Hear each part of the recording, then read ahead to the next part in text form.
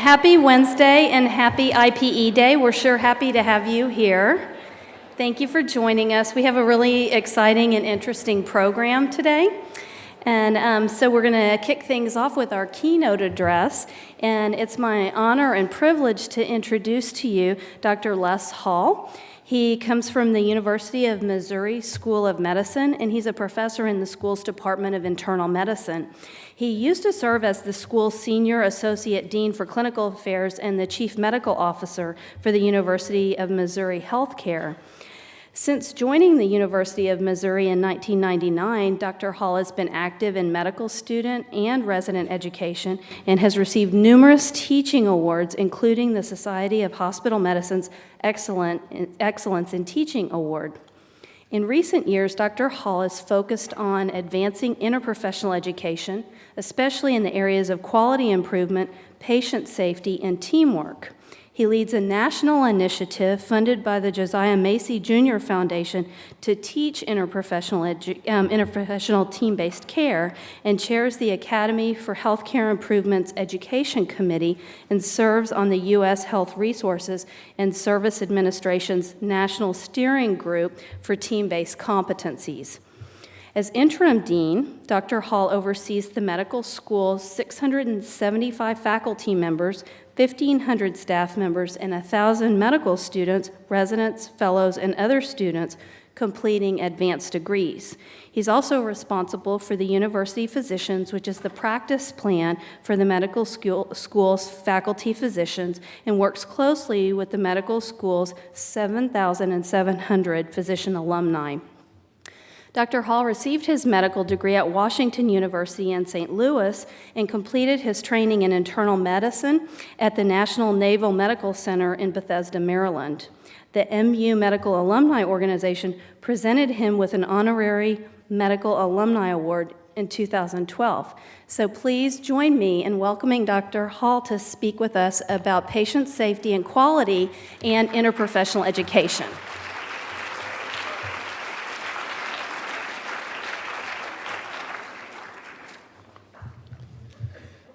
Thank you, Susie. It's great to be at UTMB, great to be in Galveston. My mother grew up in Houston, and I used to come to Houston once a year to visit my grandparents here, and in some of those trips we would make our way to Galveston and see some of the sites here, but that's been a long time ago, and it's great to be back here again and to feel the energy that's in this room as you all gather here today.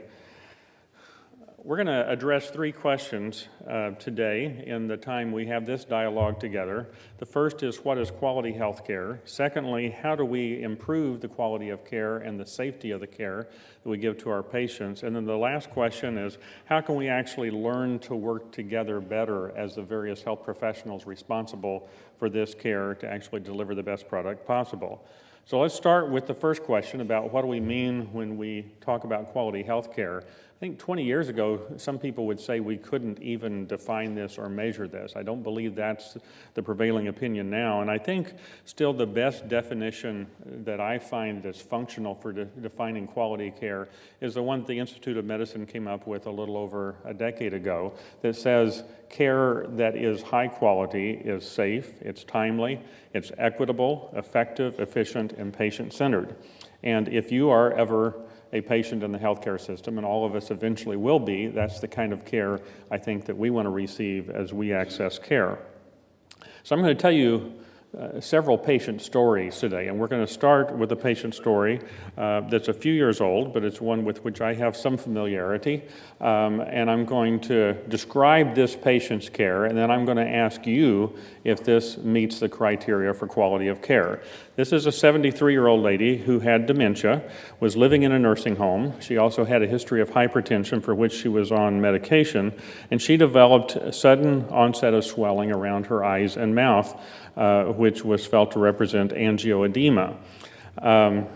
She was sent from the nursing home to the emergency room nearby, where the patient's daughter, who had been called from the nursing home, met the patient and talked to the ER physician.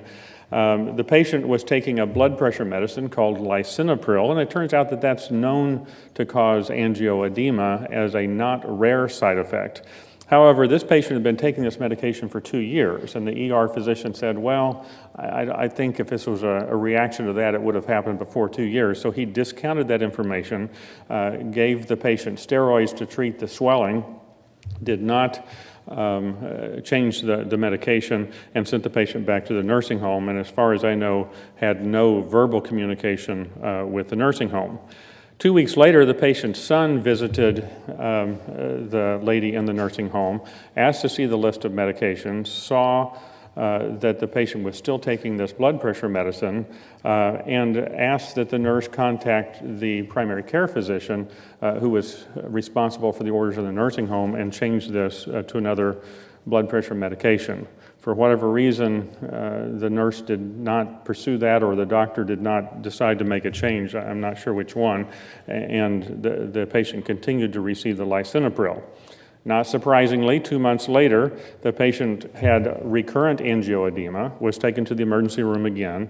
At that point, the doc on call in the emergency room saw the lisinopril, realized that it is not unusual in the literature for angioedema to occur sometimes even years after this medication is started, and stopped the medication, and no further problems occurred. As far as I know, there were never communications between the various health professionals that were involved in these emergency room visits about the decision-making process. Now, in this case, the patient had discomfort and some unnecessary expense, probably, I would guess, in the care, but nothing that was life-threatening. There are cases of angioedema that can actually become life-threatening due to swelling of the airways, which obviously would have been extremely serious. So what I'd like you to do is turn to a person sitting next to you or near you and have a brief 1 or 2 minute conversation about, was the care that was received by this patient safe, timely, equitable, effective, efficient, and patient-centered? And then we'll ask you for your input in a couple of minutes. So do you think this patient received safe care? I see lots of head shaking no. How about timely care? Care when you need it, at the time that you need it. There was a significant delay in the change that should have been made. How about equitable care? I think that's a harder one. Did this patient receive care equal to what you might receive if you became ill? Why not? She was unable to advocate for herself as a nursing home patient, and then when her son attempted to step in and advocate for her, there was, just further fragmented her voice. Okay, so really important concepts here. I'm going to repeat back. Unable to advocate for herself because of her dementia, and then when the son attempted to advocate, it still was not very effective because there were so many voices that were in play at that point in time. And I think that's exactly right. And I've done a lot of nursing home care during my career, and one of the things that's very challenging about that patient population is they often cannot advocate for themselves. We currently are in a situation where we have another family member of ours in a nursing home, and trying to advocate for that family member is an ongoing daily challenge, and many of you have perhaps gone through that with a grandparent or parent or others, and it can be very, very difficult. How about effective care? Was this evidence-based care? That's another terminology. If you looked at the literature, actually, it should have been absolutely clear that this medication should have been stopped the first time around, but that information was not available to the provider, and so a bad decision was made. Efficient care, which means no unnecessary use of resources. We had at least one ER visit that didn't need to occur. And was this patient-centered care? No, I'm seeing lots of no's there. So this case has special meaning to me because this happened to my mother. And I was the son that ineffectively advocated for her change of medications, and I'm very pleased that she didn't have a more serious outcome, but it was extremely frustrating to go through this, and my sister was doing the best she could.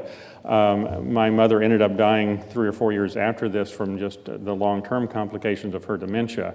But this shows how even when you're dealing with a family that understands healthcare quite well, it can be very difficult right now in our current system to sometimes get the care that you need. So this is one case. How are we doing overall in meeting the criteria for quality health care? So I'm going to run some things by you here, and obviously this is complex enough we're not going to do complete justice to the topic, but many of you are aware of the report from the Institute of Medicine that came out in 1999 to Err is Human that estimated that almost 100,000 people could be dying in our health systems of medical errors that could potentially be preventable. Another study similar to that by Ross Baker was published 5 years later that showed similar rates of deaths from adverse events in hospitals in Canada. And this has made its way into the lay press. Fatal hospital mistakes in big, bold letters on the front of Reader's Digest. So this is something that the public is now aware of. Now that doesn't seem to be bothering Richard Gere. He has found a surprising path to happiness. Perhaps that's because he's read the article at the bottom of the cover. Not sure. But he is not worried about the hospital mistakes. So how risky is healthcare? I have a friend in France, Dr. René Amilberti, who has spent his career studying risk in various situations. He's both an aviation safety expert and a medical safety expert.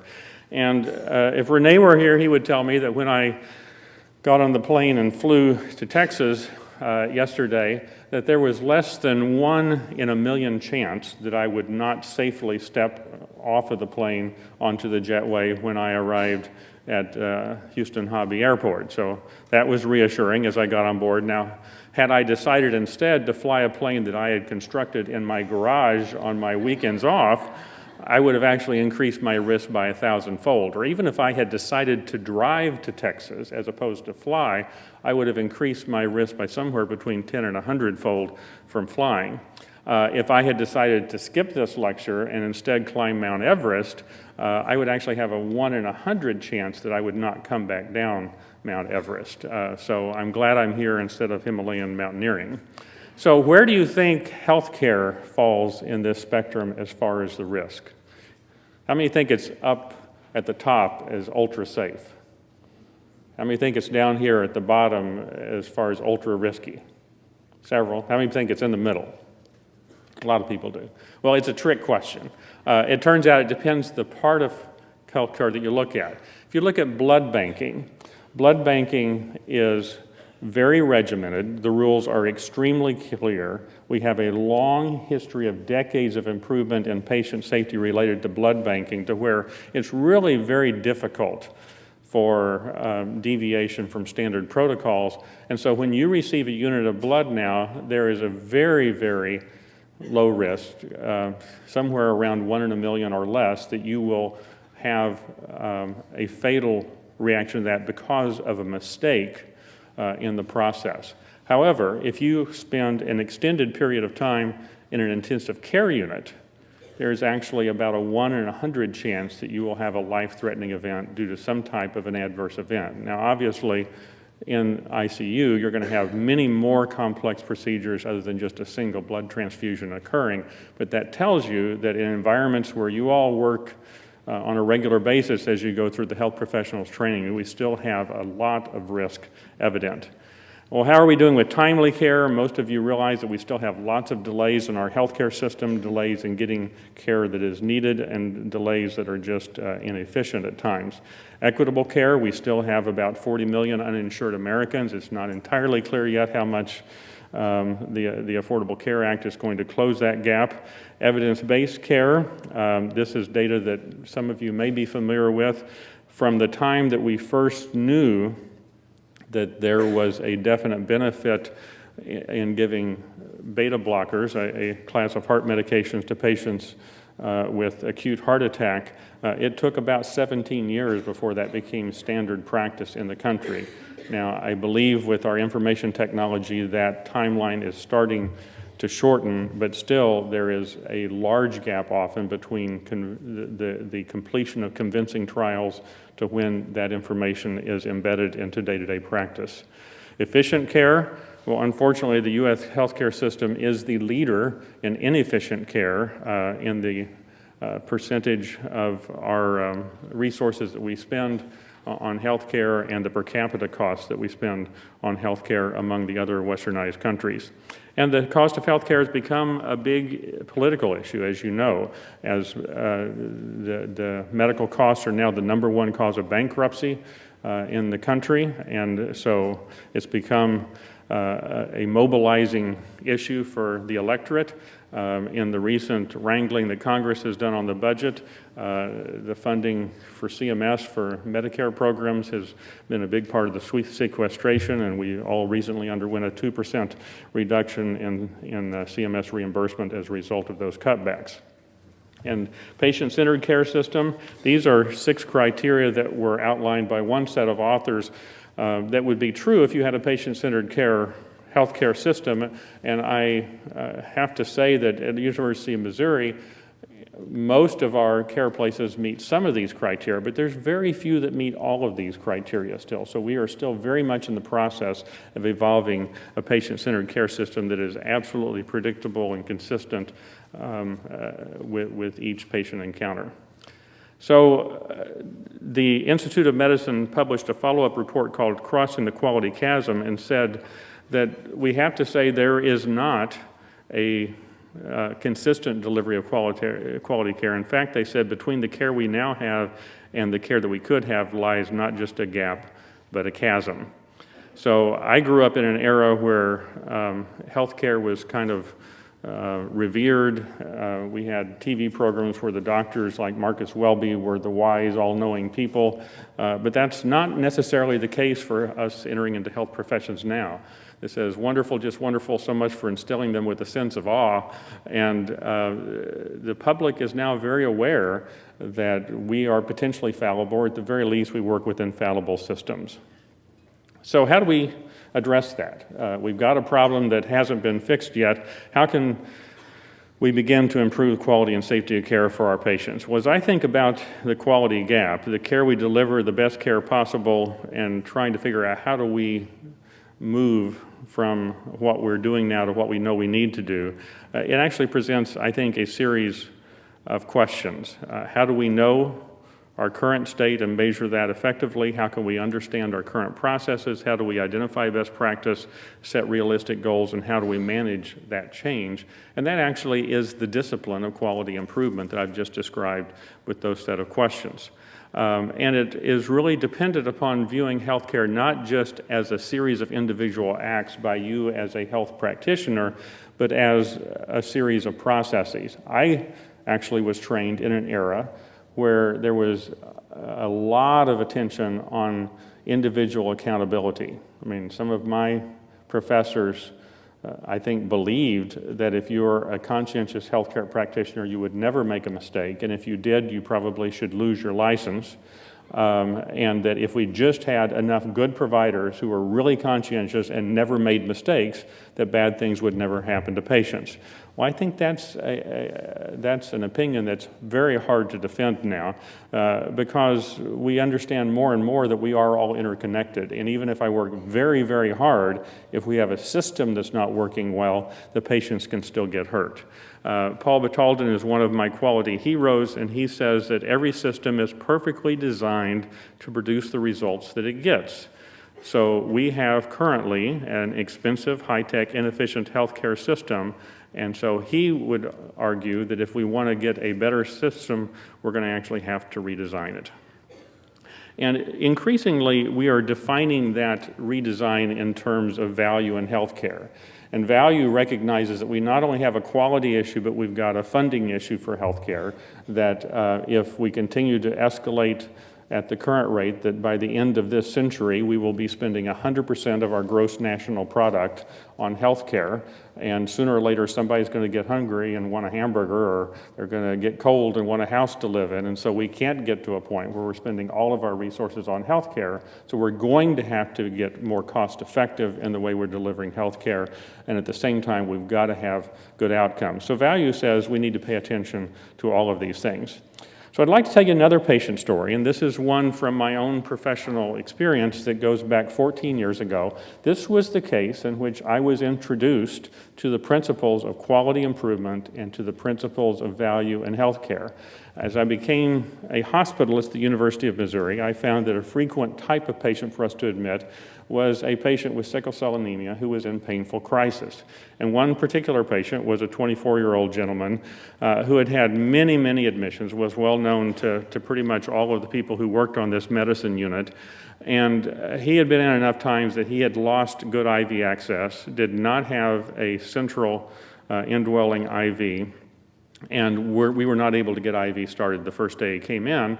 And so we ended up having, and he refused to let us put one in, so we had to give him shots, and he particularly wanted meperidine or Demerol. So that was what we did the first couple of days. We consulted everybody who put in IVs in our hospital to try to come and figure out what to do for IV access, got competing recommendations from those. Finally, anesthesiology was able to get an IV in 48 hours after admission, but the patient was still very unhappy with the pain control, began to ask for more and more pain medicines. We brought in hematology as a consultant.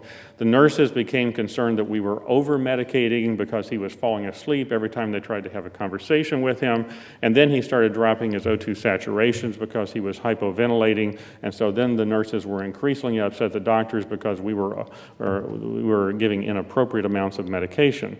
Finally, on day 6, a permanent central access was placed after he consented to that. By day 9, he finally got better pain control and was discharged to home. By the end of that hospital stay, I was exhausted, the nurses were exhausted, my residents were exhausted, everybody just felt like we had been through a whole ordeal, and certainly the patient was exhausted. The patient actually wrote a letter of complaint to the state health department, the only complaint I've received in the 15 years I've been at University of Missouri, and said he knew that his physicians were skilled, but he felt like the healthcare team did not communicate well with him, and more importantly, that they did not communicate well with each other.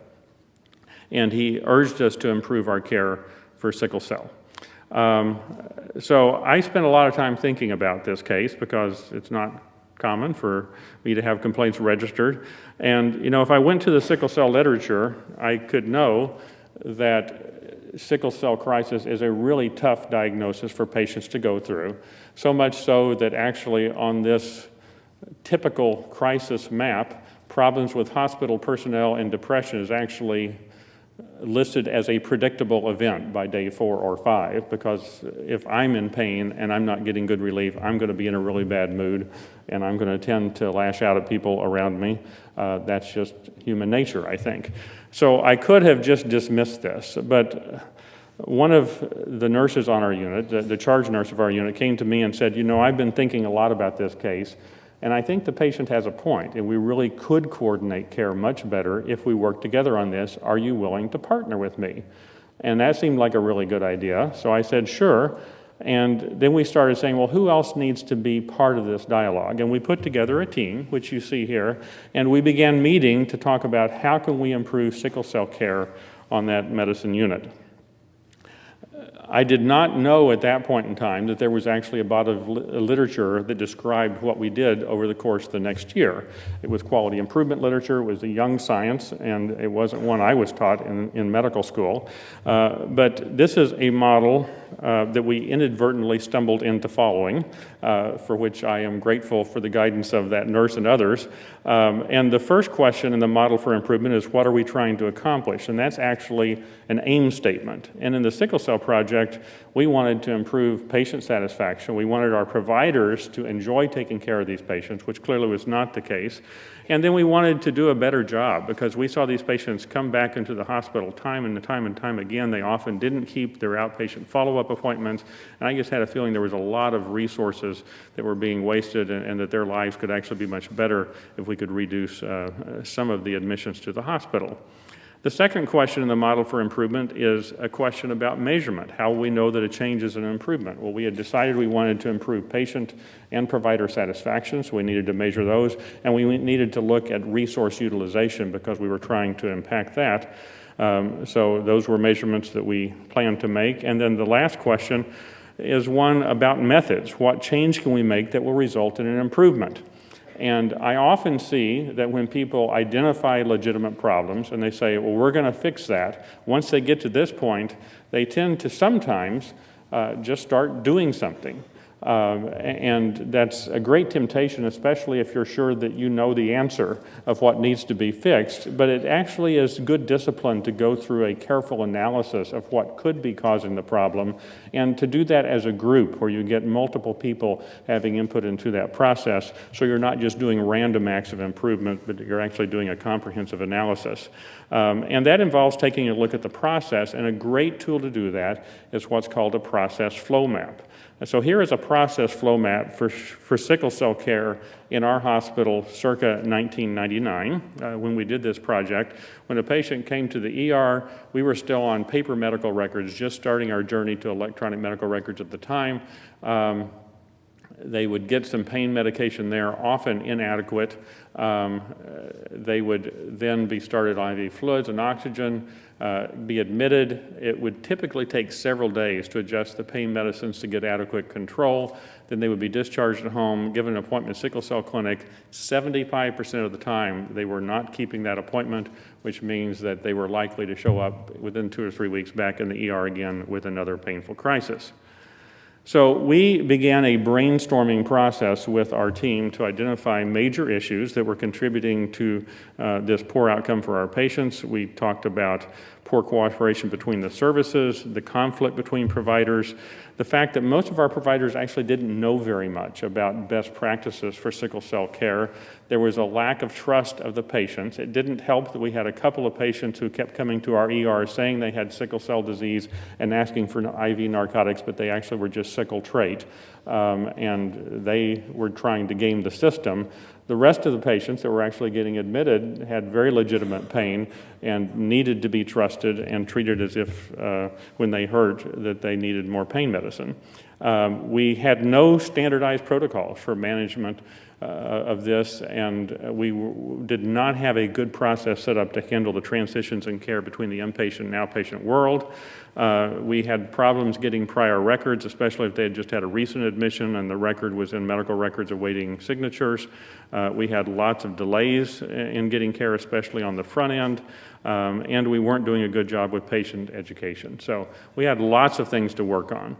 We then organized some of these themes into what's called a fishbone diagram. How many of you have seen a fishbone diagram before? Quite a few of you have. So a fishbone diagram is just a way of officially organizing information that leads to a specific outcome. And it's usually, when we use it in healthcare, a negative outcome, although it doesn't have to be.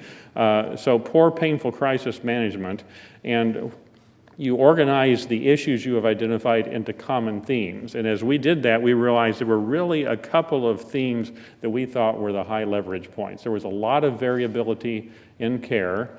And so as we talked about ways that we could address that, we decided, we have about 10 to 12 patients that are admitted very frequently. And with these, it really makes no sense to start at the lowest dose of pain medicine and escalate them slowly over a period of 3 or 4 days to gather control. If they were just in a month ago, we know what it takes to control them. And so we actually developed individualized order sets for each of our most frequent sickle cell patients, so that when they came in, if they had been in recently, we knew from the first hour of the hospitalization what likely dose of medicine they were going to need to take. We got hematology involved on day 1 of the hospital stay. We curtailed the use of imperidine because of the risk of seizures and set very strict limits on that and made other alternatives available. The other area was delays in care, and some of those took place in the ER. Some of those were delays in just getting good dose titration once the patient was admitted. We gave cards to our sickle cell patients signed by their hematologist and their primary care physician saying, this is my pain regimen on the back and what they should get when they came into the ER so they wouldn't have to wait for medical records. We standardized some of our dosing titration, and we did a very intensive educational process for our physicians, nurses, and other providers over the course of the next year to educate them about sickle cell. So what happened at the end of that year? At the end of the year, almost twice as many of our providers said that they enjoyed the process of taking care of sickle cell patients than before this. Only a little over a third did prior to this intervention. More importantly, when you ask the patients at the end of that year, how are we doing? On the inpatient setting, 100% of our patients said that we were actually taking care of them better and listening to them and understanding them and teaching them better. In the ER, not so much. We were still struggling there, and that became our focus for interventions in the second year of the project. When we looked at utilization of health services, it was actually astounding what had happened there. We had doubled the compliance rate with getting back to clinic from 25 to about 50% of our patients returning for scheduled follow-ups in outpatient clinic. And we had just gotten the hematologists much more involved in ongoing chronic management and in education while they were in the hospital. And with that, we saw about a 2/3 reduction in our ER visits, our admissions, and our total hospital days. And not surprisingly then, the cost of caring for a patient in our system with sickle cell care was also cut by about 2/3. So a dramatic impact on utilization. So that takes us back to our value equation. And value is outcomes times satisfaction divided by cost. And this was the project that taught me that if you really improve quality in a patient-centered way, in most cases you're going to improve value as well. You're actually going to decrease the cost of care rather than increase the cost of care for most health circumstances. So as I think back to this, do you think it would have been possible for me to do this project by myself and have had these kind of results? Absolutely not. First of all, I didn't think of it. It was my nurse colleague that thought of it, but she needed a physician champion, so it wouldn't have been possible for her to do it by herself and succeed either. It was the team that came together and all the expertise they brought to the table, the pharmacists that went through all of the order sets, and we spent hours and hours working on these things together to make sure that we had the dosing correct and help us work out the safer pain medication protocols. It was all of the intervention of social work to work on the clinic follow-up, et cetera. It was the whole team that actually produced this result that ended up benefiting so many patients and actually saved a lot of healthcare expense as well.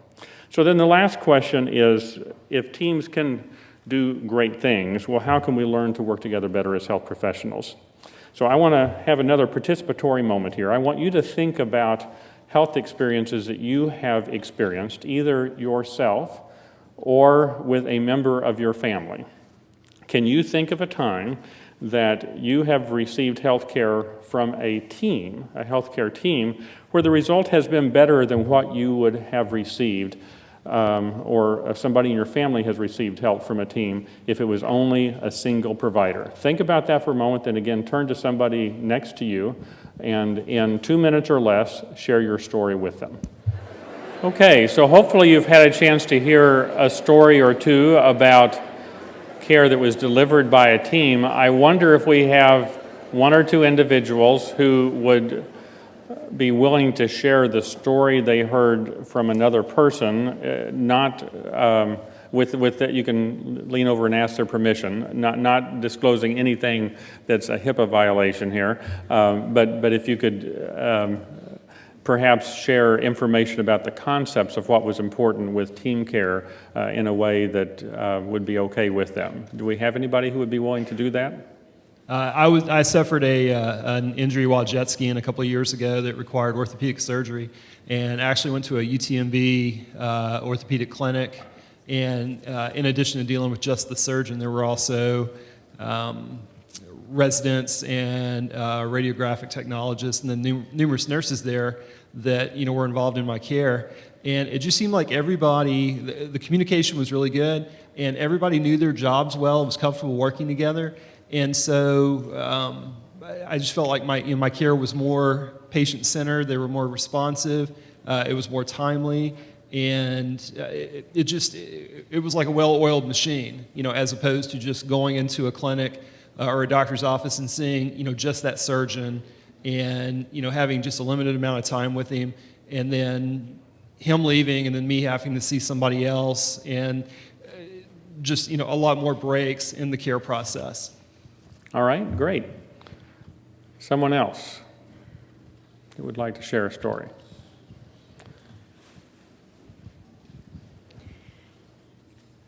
The person sitting next to me was at a hospital in the medical center, and her mother was being treated, and she mentioned that while she was there, no one seemed to be in agreement. They would come in and talk about giving a portacath, and oh no, she doesn't need it, and she dealt with a lot of different people in different disciplines, and there did not seem to be any continuity. And both of us as nurses have worked at that hospital, and I am down here at UTMB and want to add that my patient story with me as a patient, I did see a X-ray tech and a doctor and a nurse all provide care and even be in the same room at the same time with me, and were excellent in communication and agreement. Okay, great. I think I saw one more hand here in the back. We'll take this as our last comment. My grandpa has been in and out of the hospital for lymphoma in the last couple months, and over spring break I went and visited him a couple times. He has a team of like 4 different doctors and of course a number of nurses. He had told his doctor he was going to go to his dermatologist to have a skin cancer growth removed, and his doctor said that's fine. Then he was admitted to the ER later because after his chemo he had really low immune system and had like a high fever. So then when he's in the hospital after that, his oncologist comes in asking him about why he has this like small cut from the mole being removed. And he is giving him a hard time about it. He's like, I told you that this happened. He's like, oh, you didn't tell me you're opening yourself up to infection. Then he's prescribing him or telling him to put antibiotic ointment on it, but he didn't put in the order. And so the nurse is trying to get the antibiotic ointment, which is an OTC drug, so we could have just gone out and gotten it. It took 2 days for it to get in, and so they couldn't give it to him in the hospital.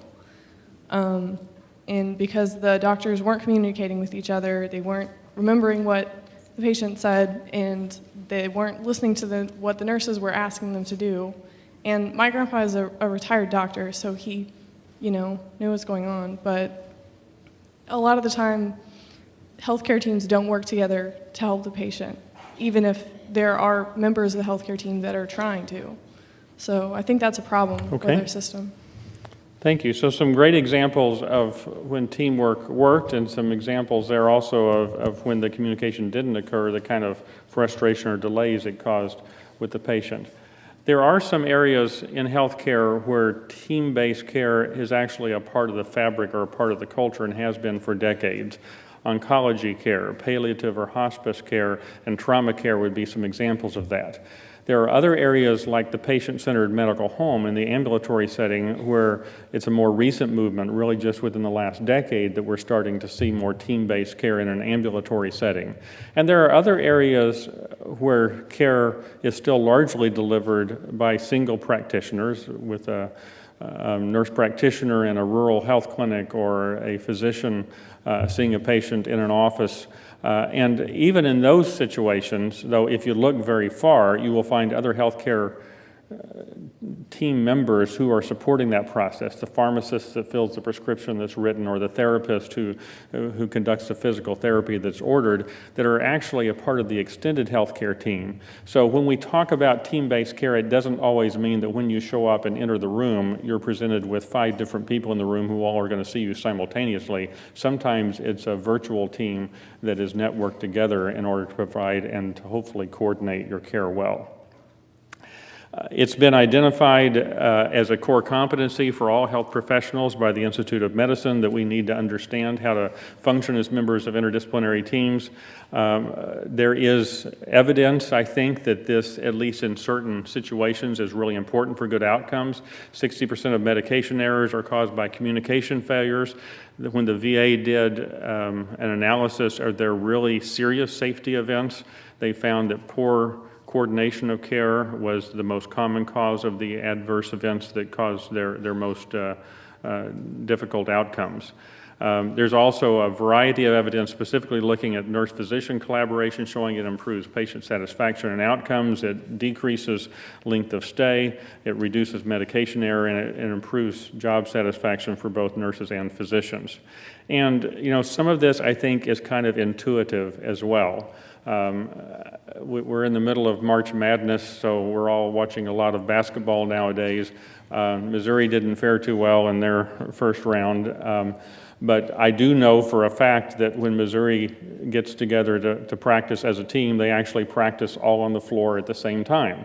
They don't have people shooting hoops in rooms by themselves and then put them on the court the day of the game and just hope things go well. There have been a couple of games this year. It looked like that's what they did, but I don't think that's the case. And whether it's a football team or some other sports event, you wouldn't expect that they would take that approach. If you're giving a school play or if you're in a marching band, it's only intuitive, I think, that if you want coordination of the product, you actually have to practice together.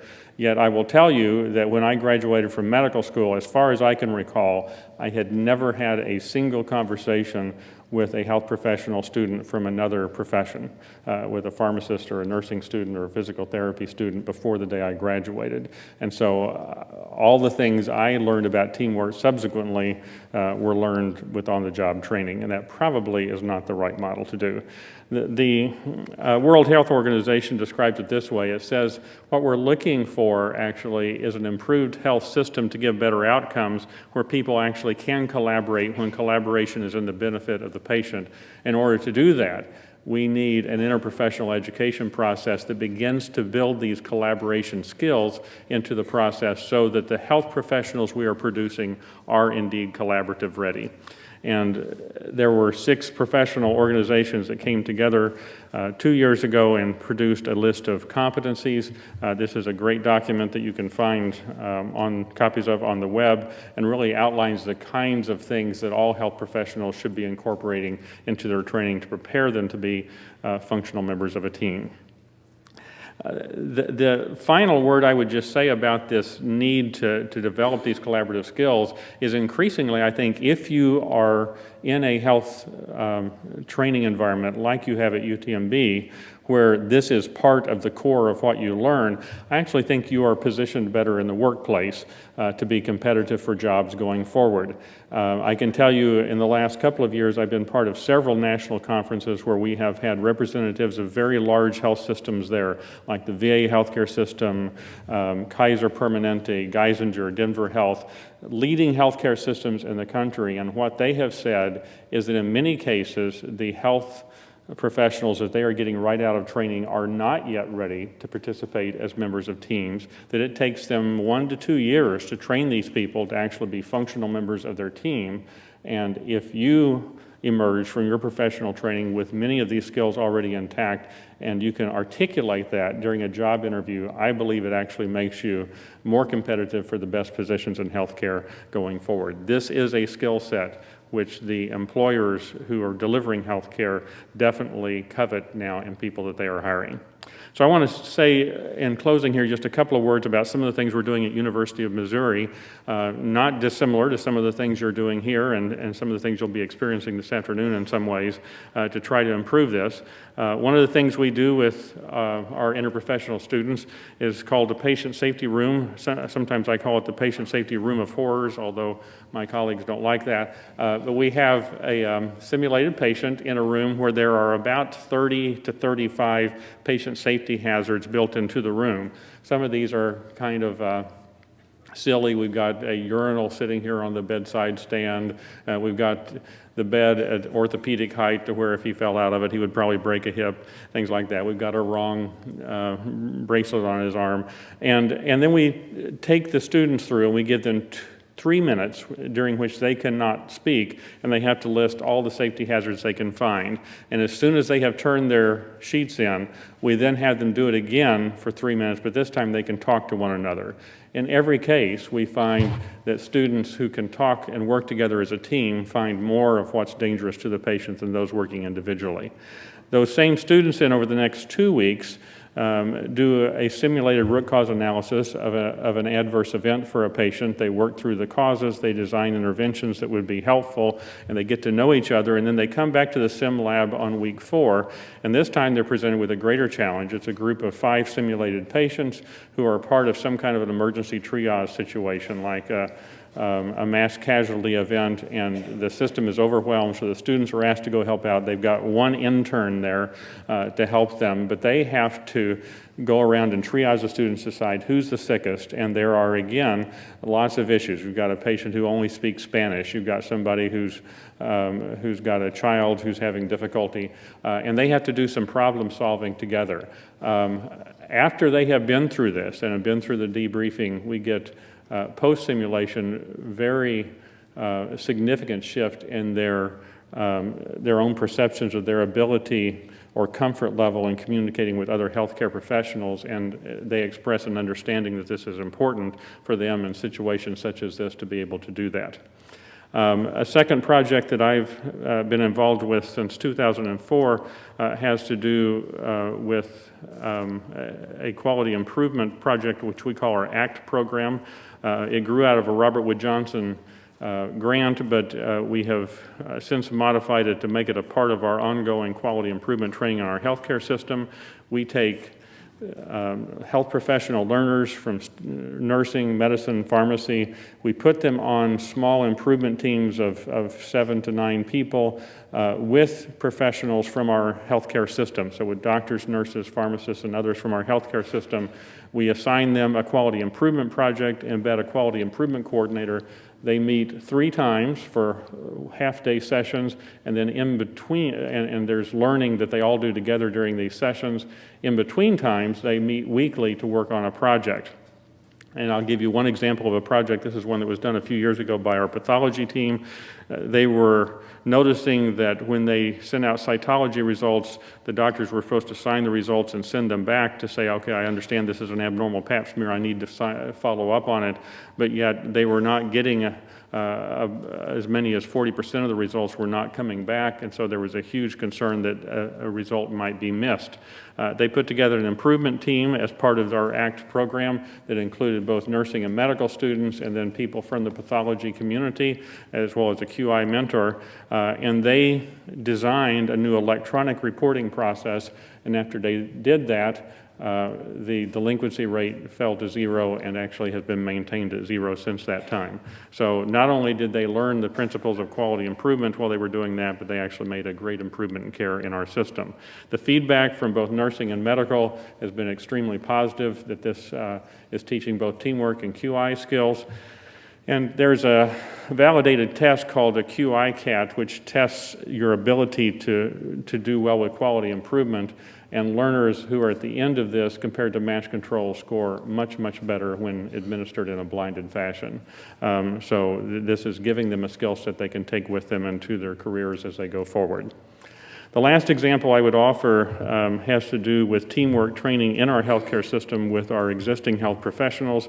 We've trained close to 3,000 now, nurses, physicians, pharmacists, therapists, and others in our system using aviation safety experts, pilots that actually come to our system several times a year, teach teams together about communication under critical instances, teach how to transcend hierarchy issues in healthcare, to have low people on the totem pole speak up. Our ICU teams, and this is one of our ICU team rounding in the morning with their morning pre-brief, at the beginning of every day, they look at everybody and say, if you have a patient safety issue, we expect you to speak up. Twice in this unit, we have had janitors who have been part of that pre-brief who have spoken up because an alarm was sounding on one of the ventilators when a patient was trying to extubate themselves, and they have prevented unintended extubations because the janitors felt empowered to speak up. I and my wife, who is pictured on the left here, had a chance to experience the benefits of the team training that we've done in our ICUs just a little over, it was a year and a half ago now. That is my mother-in-law, Rosellen, who is there on the right, on her 90th birthday. So I started with a story about my mother, and I'll end with a story about my mother-in-law. Rosellen unfortunately fell in the nursing home where she had been for a couple of years because of advancing dementia, and broke her hip in September a year and a half ago. She was not a good surgical candidate because she has advanced heart disease, has lots of other problems, plus the dementia. However, she was in severe pain, and the orthopedic surgeon said, you know, you really don't have much choice. If you're going to control the pain, you're going to have to pin the hip, so we recommend you go ahead and take her to surgery. So we did that with great trepidation. She made it through the surgery, but ended up spending several days in the intensive care unit following that, recovering from that. During that time, she had a lot of the complications you would expect that an 89-year-old would have. She went into atrial fibrillation with a rapid ventricular response. When they tried to control that with IV beta blockers, she developed hypotension. She had a prolonged respiratory depression following the general anesthetic and had to be intubated for a couple of days thereafter. She had trouble with agitation and pain control. The day after the surgery, my wife was in the room as the team came by outside of her room, and there were about 15 of them that came by. The ICU doctors travel in herds, as you know, and they had the entire herd there, which included the nurse who was caring for her, the respiratory therapist, the pharmacist who was on the team, others who were part of the care team process. And they stood outside of her room for about 10 minutes. The therapist talked about her vent settings and attempts they were going to make to try to wean her that day. The nurses talked about her agitation and the problems they were having with controlling that and what they were going to do with pain control. The pharmacist made some recommendations regarding the titration of her beta blocker for the atrial fib. And after all of that conversation had taken place, and the surgeon came in the room by himself, sat down next to my wife that he had not had a chance to talk to before, and said, "So tell me about your mother," and sat there and listened for the next 10 minutes as my wife told him about who her mother was and what was important to her. That was patient-centered care the way it was supposed to be, but even more importantly, my wife came home that day, and I said, "Well, how did the day go?" And she said, "Well, I saw in action today that thing you talk about all the time." And I thought, yes, because that's what my mother-in-law needed if she had any chance of surviving this very, very high-risk surgery. And yes, because unless that happened, I probably wouldn't be allowed to be here today having this conversation with you, because it helped my wife understand why I'm so passionate about team-based care when it's done correctly.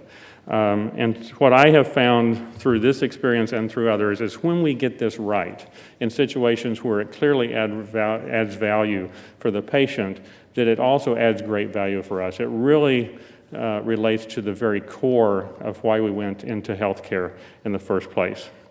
So in closing, I would just say this is not rocket science. I think increasingly all the healthcare centers in the country are looking at this as they train health professionals, because it does make sense, and it's hard to believe that we would ever do care in other ways in certain situations. I think we have the models we need now to know how to do this well, at least in many care situations, and I think it's time to get busy doing it. It's not just about being nice to one another. It's not about warm interpersonal feelings. This is about doing care right in ways that produces the outcomes that keep patients safer. I'll close with this slide from Don Berwick. Some of you know that Don Berwick was the founder of the Institute for Healthcare Improvement, which is kind of the leading thought leader in quality improvement in the healthcare for the last 2 centuries. He spent about a year and a half in Washington, D.C. as the head of Medicare. Those were politically very difficult times for him, and ultimately he resigned because he didn't have broad support from one of the political parties that was in Washington, D.C. But he, shortly after resigning from his CMS position, I heard him address the Institute for Healthcare Improvement national meeting in December of 2011, and he reminded us that whether we like it or not, that we in healthcare are actually the bridge between the dream of what healthcare could be like and the reality of what it is today. And that if we still are looking for healthcare that is just, safe, humane, and that takes only its fair share of our wealth, that we have no choice really but to keep working toward this.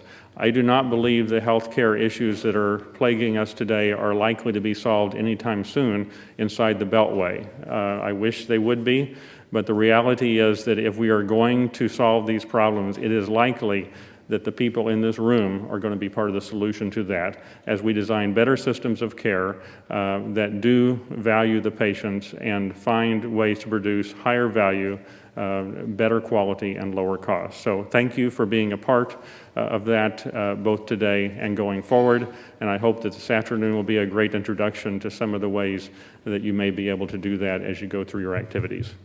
Thank you very much.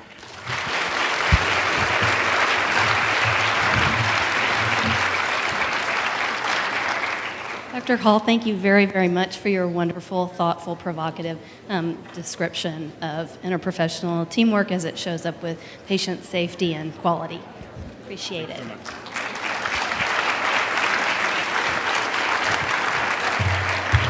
Okay, we're going to get you on your way in one moment. I'd just like to acknowledge a couple of special people here with us. We have the Dean from the School of Nursing and the Vice President for Education, Dr. Pamela Watson. And we have the Dean of the Graduate School, Dr. Carrie Cooper. We have several members of our Synergy Steering Committee, if you'll just wave your hands. We also have several faculty leaders who work really hard throughout the year to help offer Synergy activities. Any of you who are in the audience, you can wave. And then I don't know if Brandon is here or if he's off. Oh, there's Brandon. Brandon is our Assistant Director for Synergy and really the man behind all of this. And the heart of Synergy is really our students. So would our student leaders please wave, those of you who are still here? Okay, great. Thank you all very much for coming.